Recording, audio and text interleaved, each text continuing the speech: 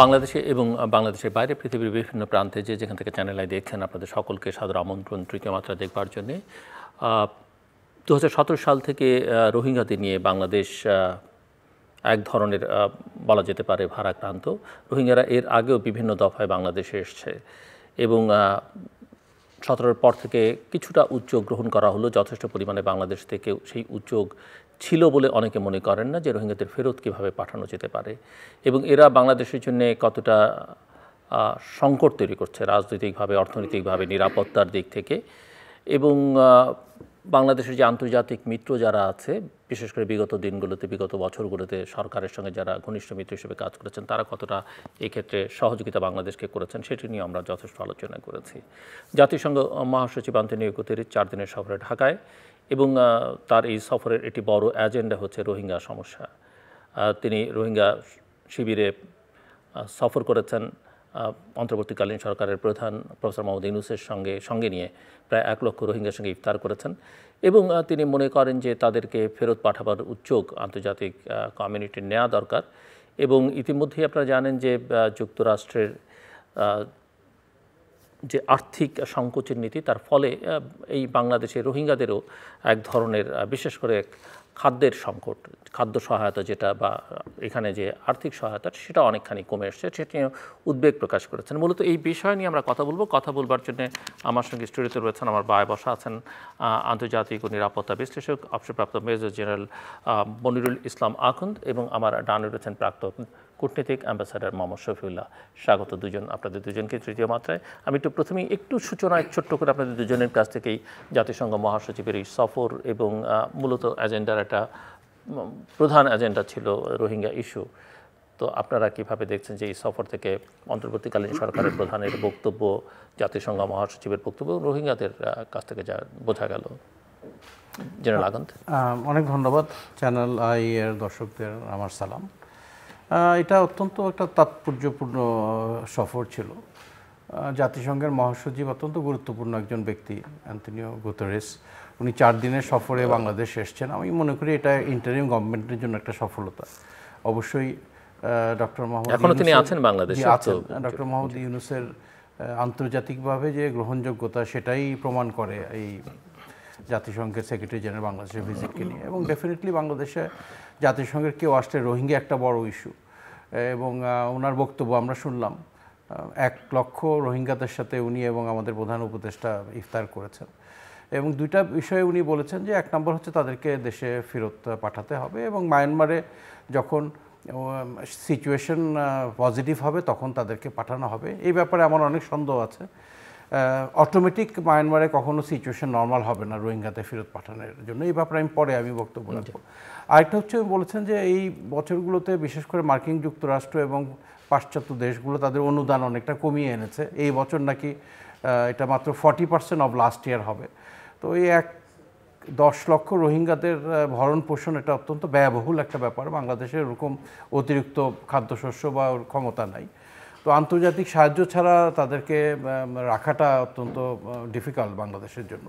তো এটা একটা ব্যাপার। বাট উনি যেহেতু এসেছেন, আশ্বস্ত করেছেন যে উনি আন্তর্জাতিকভাবে বিভিন্ন দেশের সাথে উনি যোগাযোগ করবেন যাতে যত দ্রুত সম্ভব রোহিঙ্গাদের তাদের দেশে ফেরত পাঠানো যায়।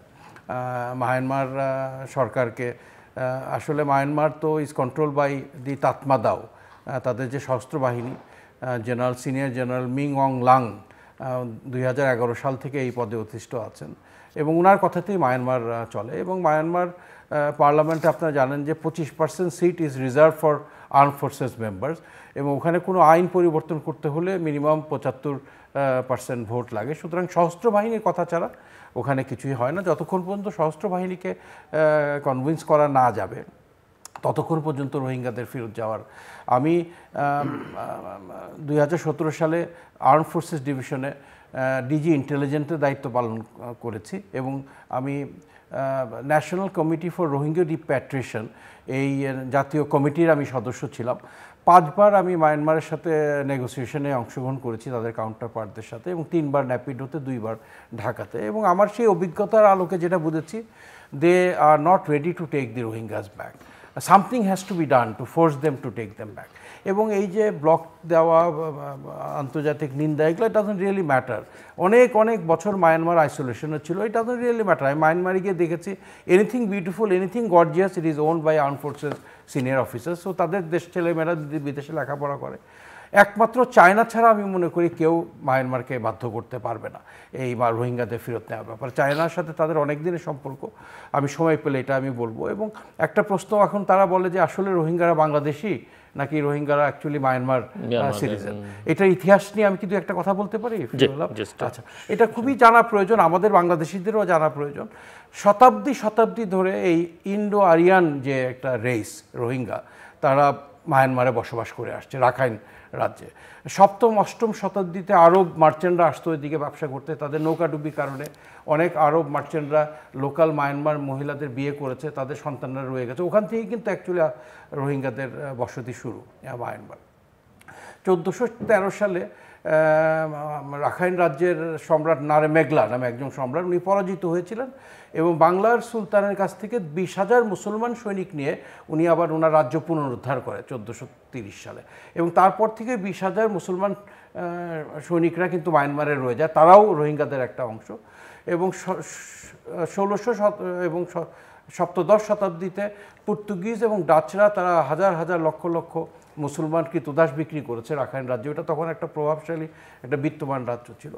এবং ওদের মায়ানমারের স্বাধীনতার পর থেকে রোহিঙ্গারা কিন্তু তাদের রাজনীতিতে ওতপ্রোতভাবে জড়িত ছিল। এম এ রশিদ নামে একজন ব্যক্তি ছিলেন যিনি আনসান সুচির বাবা, তার অনেক ঘনিষ্ঠ একজন পলিটিক্যাল অ্যালাই ছিলেন এবং মায়ানমার সরকারের উনি লেবার মিনিস্টার ছিলেন একজন রোহিঙ্গা। এম এ রাজ্জাক নামে এক লোক, উনি আংসাং যখন অ্যাসাসিনেটেড হয় 21শে সেপ্টেম্বর 1947 সালে, ওনার সাথে উনি অ্যাসাসিনেটেড হয় আব্দুর রাজ্জাক, এতটুকু ক্লোজ ছিলেন। এবং এই পর্যন্ত 2015 সাল পর্যন্ত রোহিঙ্গারা ওদের জাতীয় নির্বাচনে অংশগ্রহণ করতে পারতেন এবং 17 জন মেম্বার অফ পার্লামেন্ট ছিলেন রোহিঙ্গাদের থেকে মায়ানমার পার্লামেন্টে, এর মধ্যে 2 জন নারী পার্লামেন্ট মেম্বার ছিলেন। এবং ইউনো ওনাদের যে প্রথম ডেমোক্রেটিক যে গভর্নমেন্ট, তার প্রাইম মিনিস্টার 1954 সালে একটা রেডিও ব্রডকাস্টে উনি বলেছিলেন, আমি একটু পড়ি, এটা it's very important. The people living in Maungdaw and Buthidaung region are our national brethren, Myanmar. They are called Rohingya. They are the same par in status of nationality with Kachin, Kayan, Karen, Mon, Rakhine and Shan. They are one of the ethnic races of Burma. তো এটা তো মায়ানমারের সরকারের থেকে স্বীকৃত যে রোহিঙ্গারা তাদের 135টা এথনিক গ্রুপ আছে মায়ানমারে, এর মধ্যে বামাররা হচ্ছে মেজরিটি 68%, এবং ওদের রাজনীতি, লেজিসলেটিভ, এক্সিকিউটিভ মোটামুটি 90% অধিক হচ্ছে বামাররা। এবং বামাররা অন্য কোনো এথনিক রেসকে তারা সহ্য করতে পারে না। এবং দুইটা দেশ পাশাপাশি হলে ভাষা তো এক হওয়াটাই স্বাভাবিক। বাংলাদেশের সাথে কলকাতা মানুষের ভাষার এক, আপনি যে কোনো বর্ডারে মানুষ আপনি দেখবেন একই ভাষা, সুতরাং একই ভাষা বলে দেখি তারা বাংলাদেশি, এটা কোনোভাবেই গ্রহণযোগ্য না। They are the national citizens of Myanmar এবং সেই অধিকার তাদেরকে দিতে হবে। 1982 সালে একটা সিটিজেনশিপ অ্যাক্ট করেছিল মায়ানমার এবং এটার মাধ্যমে তারা রোহিঙ্গাদের মায়ানমারের নাগরিক হওয়া তারা রহিত করেছে। এবং ওই আইন অনুযায়ী তারা 3 ভাগে ভাগ করেছে ওদের সিটিজেনশিপ, একটা হচ্ছে সিটিজেন, একটা হচ্ছে অ্যাসোসিয়েটেড সিটিজেন, আর একটা হচ্ছে ন্যাচারালাইজ সিটিজেন। এবং তারা ওখানে কোনো ক্লজ নাই যেখানে রোহিঙ্গারা মায়ানমারের নাগরিক হতে পারবে। এই আইনটাকে রহিত করতে হবে। আমি আসছি আপনার কাছে আবার, অ্যাম্বাসেডর মোহাম্মদ শফিউল্লাহ। জাতিসংঘের মহাসচিবের এই ভিজিটটাকে আমি দেখছি একটা স্ট্র্যাটেজিক ভিজিট হিসাবে, এটা কৌশলগত একটা ভিজিট। এর কারণ হলো আপনি বলেছিলেন যে প্রেসিডেন্ট ট্রাম্প উনি এক্সিকিউটিভ অর্ডারের মাধ্যমে বিশ্বের বিভিন্ন সংস্থা প্লাস জাতিসংঘের যত মানবিক প্রতিষ্ঠান আছে সবখান থেকে আমেরিকাকে সরিয়ে নিয়েছেন। শুধু এখানে শেষ নয়, তিনি সমস্ত সাহায্য বন্ধ করে দিয়েছেন, তবে মানবিক সাহায্য সব বন্ধ করে দিয়েছেন। এতে আমেরিকার মধ্যেই তো লক্ষ লক্ষ লোক আপনার বেকার হয়ে পড়েছে, তাদের মানে বিদেশে যেটা হয়েছে সেটা তো অকল্পনীয়। এমন সময় উনি আসলেন বাংলাদেশে। উনি একটা বলছেন যে আমরা একটা মানবিক বিপর্যয়ের মধ্যে দিয়ে আমরা আছি, তার প্রকৃষ্ট প্রমাণ হলো 12 লক্ষ রোহিঙ্গা টোটাল 13 লক্ষ যদি 13 লক্ষ রোহিঙ্গা, হ্যাঁ, 13 লক্ষ রোহিঙ্গা বাংলাদেশের বুকুনে আশ্রয় নিতে বাধ্য হয়েছে। তো এটা ওনার ভিজিটে এটা হাইলাইট করা হয়েছে এবং তিনি বলেছেন যে আমাদের স্বীকার করতেই হবে আমরা একটি মানবিক সংকটের মধ্যে আছি। যতক্ষণ পর্যন্ত না আন্তর্জাতিক সম্প্রদায় রোহিঙ্গাদের পাশে না দাঁড়ায় আমি এই ইস্যুতে কথা বলে যাব।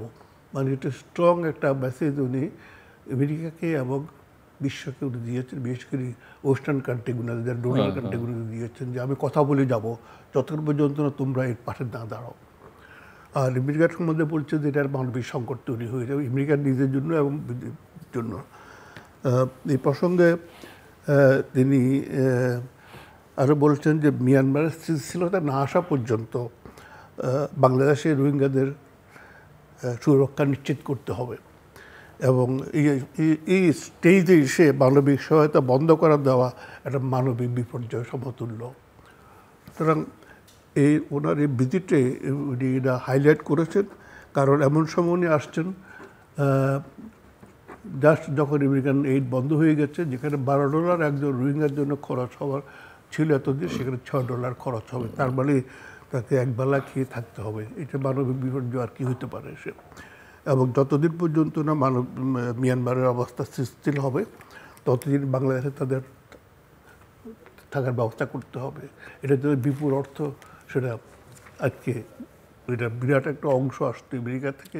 এবং আমরা যে জেনারেল আকন্দ এই বিষয়ে করব, হয়তো কন্ট্রিবিউট করবেন, যে আমরা যে নিরাপত্তা সংকটের কথা বলছি, নানা ধরনের নিরাপত্তা, অভ্যন্তরীণ, এক্সটার্নাল, এদের যদি খাদ্য সংকট মানে খাদ্যের অভাব দেয়, সেটা তো সেই সংকটকে আরও বাড়িয়ে তুলবে। আরও তখন তো এখানে আপনার গান রানিং হবে, তারপরে ড্রাগ বিজনেস হবে, খুনাখুনি হবে, কারণ এটা 13 লক্ষ লোক যেখানে আছে তার খাওয়ার অর্ধেক হয়ে গেলে হঠাৎ করে। তো এবং বাংলাদেশে যখন বাংলাদেশের জন্য বাংলাদেশে যখন ধর্মভিত্তিক রাজনীতি বা উগ্র ধর্মীয় রাজনীতির উত্থানের পর্ব চলছে, তখন সেখানে এদের সংস্রব বা সংশ্লিষ্টতা আরও বাড়তে পারে বলে অনেকে মনে করেন।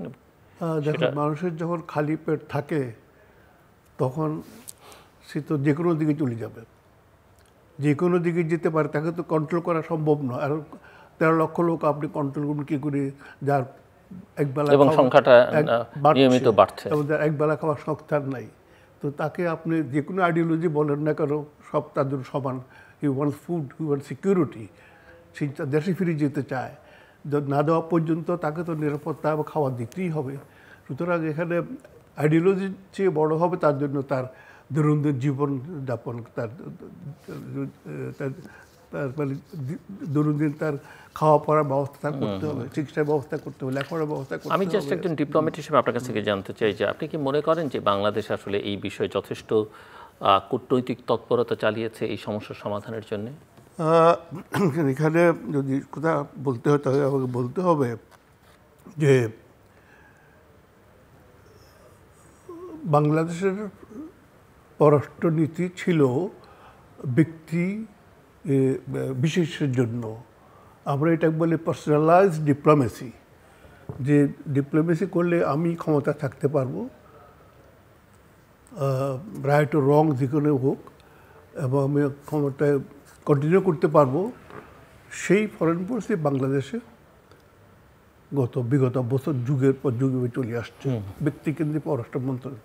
যেখানে পররাষ্ট্র মন্ত্রণালয় আমরা বলি যে autonomy of the foreign office, সেটা হলো যে আমাদের যে কোনো ইস্যু, রোহিঙ্গা ইস্যু বা বলেন বা যে কোনো ইস্যু বলেন, তখন পররাষ্ট্র মন্ত্রণালয় যারা আপনার প্রফেশনাল ডিপ্লোম্যাট, একটা বছর একটা আর্মি অফিসার ট্রেনিং করে নিয়ে আসতে 1 কোটি টাকা উপরে খরচ হয়, তেমনি পররাষ্ট্র মন্ত্রণালয় কিন্তু একটা অফিসারকে একটা পর্যায়ে দিতে 1 কোটি টাকা খরচ হয়। কেন? তার প্রফেশনালিজমের জন্য। সেখানে আমরা সবসময় দাবি করে আসছি যে এখানে autonomy in the foreign office up to level of foreign secretary. আমরা একটা যে কোনো ইস্যুকে আমরা মেরিট ডিমেরিট আমরা বিচার করব, বাংলাদেশের স্বার্থে কোনটা ভালো হবে সেটাই অপশন আমরা বের করব। বের করে আমরা দেবো রাজনৈতিক নেতৃত্বের কাছে যে this is the best option for Bangladesh, decision is yours. তো তো সেখানে এই অটোনমিটা আমাদের পরবর্তীতে ছিল না বলে সেজন্য আজকে আমরা এরকম অবস্থার ভিতরে আমরা পড়েছি। তো এর মধ্যে আমি একটা কথা বলতে চাই, আপনার মনে আছে যে গাম্বিয়া আপনার যে ইন্টারন্যাশনাল কোর্ট অফ জাস্টিসে নিয়ে গেছে রোহিঙ্গাদের, ওই দিন সারা ওয়ার্ল্ড কিন্তু প্রতি ঘরে ঘরে দেখেছে রোহিঙ্গা কারা, বাংলাদেশ কোথায়, রোহিঙ্গাদের অবস্থা কি, হু আর রোহিঙ্গা, হু আর বাংলাদেশ। সারা বিশ্বে বিবিসি এবং অন্যান্য গণমাধ্যম সারাদিন এটা লাইভ ব্রডকাস্ট করেছে। সুতরাং এই সমস্যা কিন্তু হারিয়ে গেছে। পার্সোনালাইজড ডিপ্লোমেসির জন্য গাম্বিয়ার পররাষ্ট্রমন্ত্রী আজকে ঢাকাতে আসছেন, পরশু ঢাকাতে আসছেন, উনি একটা কি পয়েন্ট উনি বলেছেন যে আমরা এটাকে পর্যবেক্ষণ রেখেছি এবং আমরা এই বিষয়কে আবার বৈশ্বিক আলোচনায় কেন্দ্রবিন্দুতে নিয়ে আসতে চাই। দেখেন গাম্বিয়া বলছে আমরা যেখানে আজকে প্রফেসর ইউনুস আসার পরে যেটা হয়েছে, গতবার যখন নিউ ইয়র্কে গেলেন সেপ্টেম্বর মাসে, ই sensitise everybody including general secretary general উনি করলেন। তার পরিপ্রেক্ষিতে আজকের ডিপ্লোমেসি আপনার যে একটা নতুন করে একটা ডিপ্লোমেসি বাংলাদেশে হয়েছে, যেখানে বাংলাদেশ স্বার্থটা আগে সামনে আসছে এবং যেই দেশের উপরে আমাদের সরকার নির্ভরশীল ছিল সেটাতে আমরা বেরিয়ে আসছি। আর যেসব দেশের সাথে আমাদের সম্পর্ক ইচ্ছা করে বন্ধ করে দিই তাদেরকে আমরা সম্পর্ক স্বাভাবিক করার চেষ্টা করছি। তো that is a good beginning. এখন ভবিষ্যতে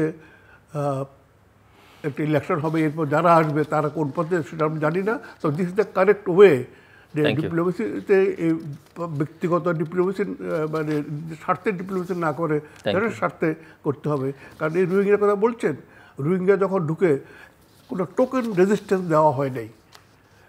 এত লক্ষ লক্ষ লোক ঢুকছে, আমাদের সেনাবাহিনী আছে, আমাদের ফোর্স আছে, আমরা অন্তত টোকেন একটা রেজিস্ট্যান্স দিতে পারতাম। তারপর আমরা ওয়ার্ল্ডকে বলতাম দেখো আমরা 1 লক্ষ নিয়েছি, আমরা আর পাচ্ছি না, সেক্রেটারি সিকিউরিটি কাউন্সিলে তোমরা বসো এবং শান্তিরক্ষীকে পাঠাও। আমরা কোনো রেজিস্ট্যান্স দিই নাই, কারণ আমরা আশা করেছি যে আমি একটা নোবেল প্রাইজ পাবো। ধন্যবাদ। জেনারেল মনির, একটু আমাদেরকে আমি নিরাপত্তার ইস্যুটা আপনার কাছ থেকে বুঝতে চাইছিলাম যে নিরাপত্তা বিশেষজ্ঞ হিসেবে যে কী ধরনের সিকিউরিটি থ্রেট রোহিঙ্গারা বাংলাদেশের জন্য, এটা একটা ইস্যু। আর অফকোর্স আমরা ওয়ে আউটটা নিয়েও আলোচনা করতে চাই। অতীতে যা হয়নি তো হয়নি, এখন সামনে কি সেটা একটু আপনাদের দুজনের কাছ থেকে আমি বুঝতে চাইবো।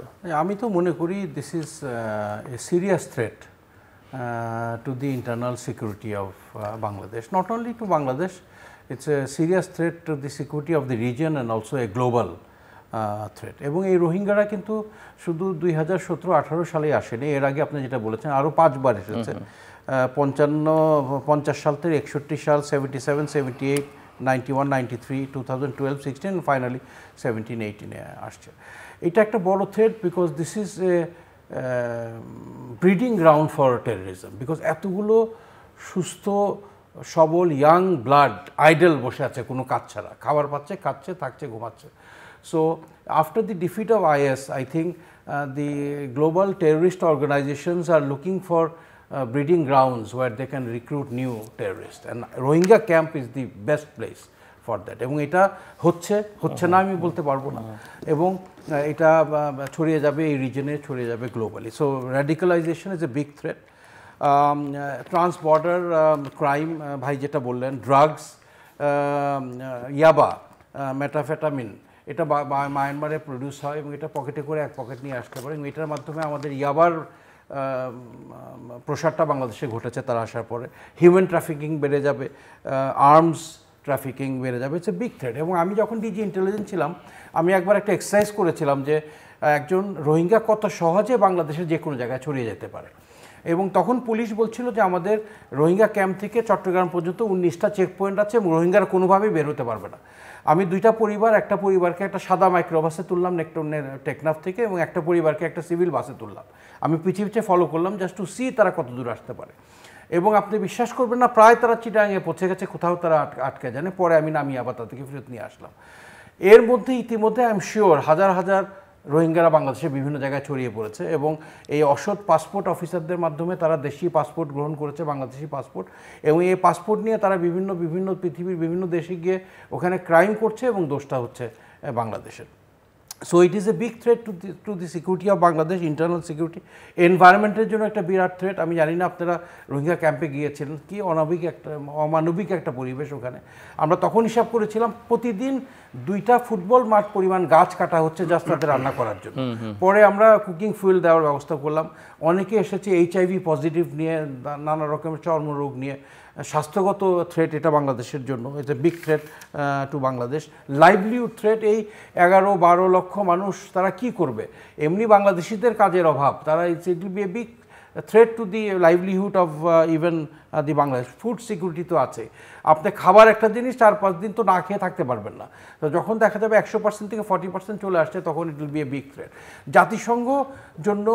জাতিসংঘের সার্ভাইভালের জন্য এইসব সমস্যা পৃথিবীতে প্রয়োজন, নাহলে জাতিসংঘের প্রয়োজনীয়তা মানুষ বুঝবে না। এবং আমার একটা পরিচিত ব্যক্তি ছিল যে IOM-এ চাকরি করতো রোহিঙ্গার আসার আগে, ইন্টারন্যাশনাল অর্গানাইজেশন ফর মাইগ্রেশন, এবং এই যখন রোহিঙ্গা ইনফ্লাক্স শুরু হয় তখন বাংলাদেশি বেচারা চাকরি চলে যায় এবং তার পরিবর্তে আরও 10 জন বিদেশি চলে আসে। So I think for UN this is a paradise posting for UN। এবং যতদিন এই সমস্যাটা থাকবে, যখনই সমস্যা সমাধান হয়ে যাবে, একটা বিপুল সংখ্যক জাতিসংঘ কর্মীদের চাকরি চলে যাবে। সুতরাং I think they also want this to prevail. জাতিসংঘ মহাসচিব আসছেন, উনি খাদ্যশস্যের ব্যাপারে হয়তো উদ্যোগ নেবেন, চেষ্টা করবেন, বাট আমি মনে করি না যে এই সমস্যার। আপনি মনে করেন ইউএনও যথেষ্ট আন্তরিক না? আন্তরিক হলেও তাদের আসলে কিছু করার আছে কিনা? Myanmar will not listen.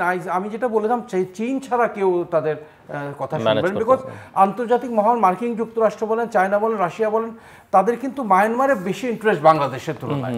China ওখানে সিতুয়েতে তারা একটা পোর্ট করেছে, 1200 কিলোমিটার পাইপলাইন করেছে যাতে তারা তেল সরাসরি মেইন লাইনে নিয়ে যেতে পারে।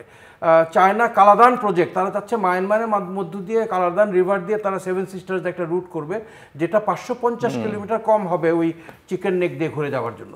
যদিও এই প্রজেক্টটা একটু কমে গেছিলো, বিকজ বাংলাদেশ তো গত 15 বছর একদম কাপড় চোপড় খুলে সব দিয়ে দিয়েছে ভারতকে, সুতরাং they were going through Bangladesh, but ultimately they will go through Kaladan project. So আপনি রাশিয়া বলেন, চীন বলেন, মার্কিন ওখানে ইউরেনিয়াম আছে বলে শুনেছি, তেল আছে, গ্যাস আছে, they export oil and gas, jade আছে, মিনারেল প্রেশিয়াস পাথর আছে। সুতরাং বাংলাদেশের থেকে আন্তর্জাতিক শক্তিশালী রাষ্ট্রগুলোর জন্য Myanmar is very important. So চীন বাংলাদেশের কাছে সাবমেরিন বিক্রি করেছে, পাশাপাশি মায়ানমারের কাছে অ্যান্টি সাবমেরিন টর্পিডো বিক্রি করেছে। So you have to see their interest in international diplomacy. There is no permanent friend or foe. So আমরা বলতে পারবো না যে চায়না আমাদের বন্ধু, তারা তো আমাদের থেকে বড় বন্ধু হচ্ছে মায়ানমার। তো এখানে আসলে we have to decide weather I will keep them or not. এখানে আমাদের শক্ত স্ট্যান্ড নিতে হবে, এবং এটা হয়েছিল কিন্তু 77-78 যখন আসছিল জেনারেল জিয়া, কিন্তু এমন strongly he protested, they were forced to take the Rohingyas back. But আমি মনে করি আমাদের স্ট্যান্ড ওয়াজ খুবই নমনীয়। আমরা একটা দেখাতে চাচ্ছিলাম আমরা মানবিক দিক থেকে গ্রহণ করেছি, বাট এটা আমাদের জন্য, দেশের জন্য, দেশের স্বার্থের বিরোধী, এটা আমাদেরকে এখন বুঝতে হবে, and we have to take certain actions to force them to go back. Thank you. আমি বলছিলাম যে এটা একটা কৌশলী ভিজিট, এটা বাংলাদেশের জন্য অলসো এই কৌশলী ভিজিট কয়েকটা কারণে। ভিজিটটা এমন সময় হয়েছে, ঠিক তার কদিন পরে আমাদের প্রধান উপদেষ্টা ডক্টর ইউনূস সাহেব চায়না ভিজিটে যাবেন। সুতরাং টাইমিং ইজ সাচ যে রোহিঙ্গার ব্যাপারে যে মেইন আউটসাইড ডিস্ট্রিক্ট যে প্লেয়ার, যে দুটো কান্ট্রি, চায়না আর জাপান। তো চায়না আমাদের এনগেজমেন্ট ছিল, তারা 2017 সালে আপনার দ্বিপাক্ষিক একটা চুক্তি করে দিয়েছিল, এবং 3টা ফরেন মিনিস্টার তিনি মিটিংও করেছিল। কিন্তু যেহেতু আমাদের পলিটিক্যাল এলিয়েনেশন ইন্ডিয়ার দিকে চলে গেল, তো চায়না আস্তে করে বেরিয়ে আসছে। সো প্রফেসর ইউনূস এখন 26 তারিখে উনি যাচ্ছেন চায়নাতে। তো এর আগে কিন্তু জাতিসংঘের মহাসচিব আসলেন। সো এটি ভেরি টাইমিং করা এইভাবে হয়েছে, কারণ প্রফেসর ইউনূস অবশ্যই চায়না ভিজিটে রোহিঙ্গা ভিজিটটা প্রাধান্য পাবে। প্রাধান্য মানে কি, এক উপর লেভেলে থাকবে, সে একটা point. Strategically it's a good visit বলবো, দুই পক্ষ থেকে, ইউএন পক্ষ থেকে বা বাংলাদেশের পক্ষ থেকে আর কি। আর একটা উদ্দেশ্য হলো এখানে যেটা বলছেন, ডিপ্রেশন হবে কি, কখন হবে, আর যে আপনার যে ব্যাপারটা যে সিকিউরিটি অফ দি স্টেট, এটা একমাত্র সলিউশন হলো রিপার্টিশন। সুতরাং না হবে ততদিন ইস্যু চলতে থাকবে, এটা বাড়বে চারদিকে। সেই জন্য একটা চেষ্টা চলছে এখন ইউএন এবং ইউনুস মিলে একটা আন্তর্জাতিক সম্মেলন করার জন্য। যেহেতু রোহিঙ্গাটা এখন এই ভিজিটের সেক্রেটারি জেনারেলের ভিজিটের ফলে একটা জিনিস হয়েছে, রোহিঙ্গাটা আবার ওয়ার্ল্ড ম্যাপে আসছে এবং এটা আবার মেইন এজেন্ডায় এসে গেছে। সুতরাং উনি চাইছেন এখন যে আমাদের যে আসিয়ান এবং অন্যান্য কান্ট্রিগুলো মিলিয়ে প্লাস যারা আরও স্টেক হোল্ডার, কারণ রোহিঙ্গা শুধু বাংলাদেশে না, আসিয়ানের সব দেশে 10টা দেশে আছে, সৌদি আরবে আছে, আরব সংখ্যায় অনেক কম, সব দেশে সংখ্যা কম, কিন্তু সারা দেশে ওয়ার্ল্ডে আছে, সারা ওয়ার্ল্ডে আছে। সুতরাং তাতে একটা সম্মেলন করার জন্য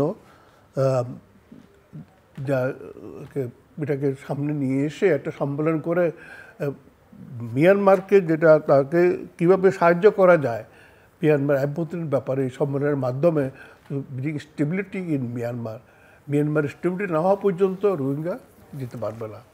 এখন তারা যেমন রাখাইন তো আবার একটা ক্রাইসিসের মধ্যে যাচ্ছে, দুর্ভিক্ষ পয়েন্ট এখানে এসে গেছে, এখন আরাকান আর্মি এটা দখল করে নিয়েছে।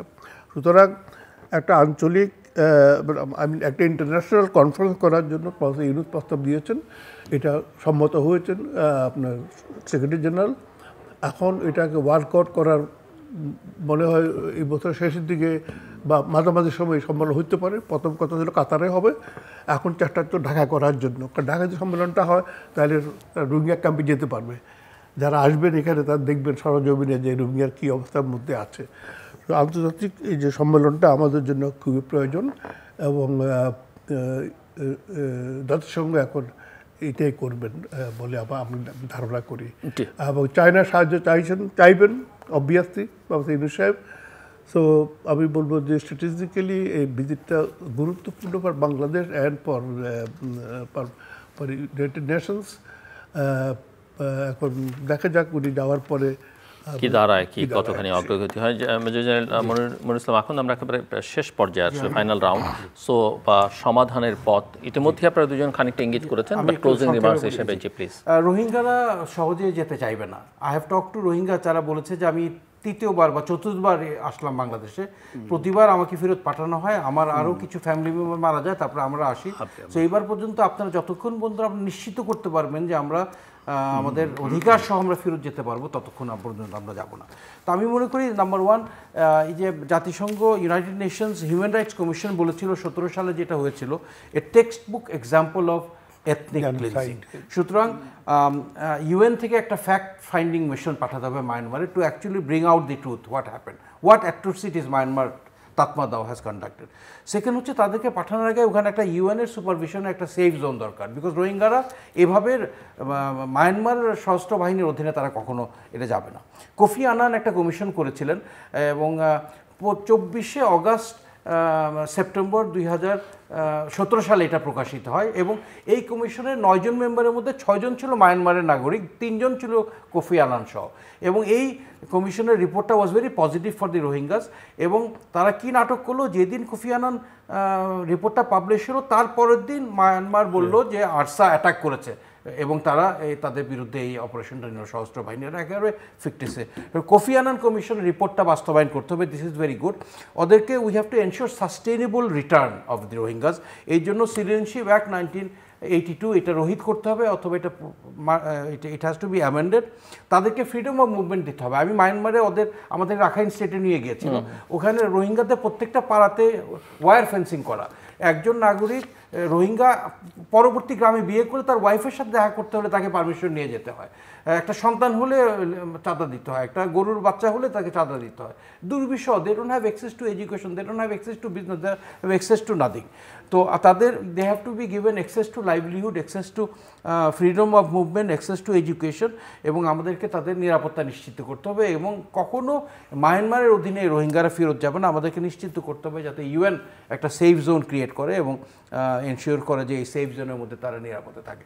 এবং this is the time where the interim government and subsequently the political government has to take a strong stand on this. আমরা we cannot indefinitely harbour one point, এবং তারা they are very fertile, very productive. ওরা যে এসেছিল 10 লাখ, এই 6-7 বছর I am sure এটা আরও 1.5-2 লাখ বেড়েছে। তাদের খুবই জন্মহার অনেক বেশি, এবং এটা আস্তে আস্তে একসময় আসবে, দেখা যাবে আমাদের একটা বড় সংখ্যক রোহিঙ্গা বাংলাদেশে থাকছে তাদেরকে আমরা কি করব যখন জাতিসংঘ এবং পাশ্চাত্য দেশগুলো এই অনুদানগুলো কমিয়ে দিবে। সো আমাদের প্রধান উপদেষ্টা বলেছে আমি চাই আগামী রোজার ঈদ যাতে আপনারা মায়ানমারে করতে পারেন। আমি মনে করি না এটা বাস্তবসম্মত। I don't think it will be possible unless really our adviser can convince China during his coming visit. Unless it comes from China, Myanmar is not ready to take them back. এবং এটাও মানবিক না, আমরা জানি যে তারা গিয়ে এখন অত্যাচারিত হবে, আবার মারা যাবে। আর আমি একটা শিশুর সাথে কথা বলেছি, সে বলেছে যে আমি have seen my mother being violated by 11 Myanmar soldiers, আমি কোনোভাবে চোখ বন্ধ করে দৌড় দিয়ে বাংলাদেশে চলে আসছি।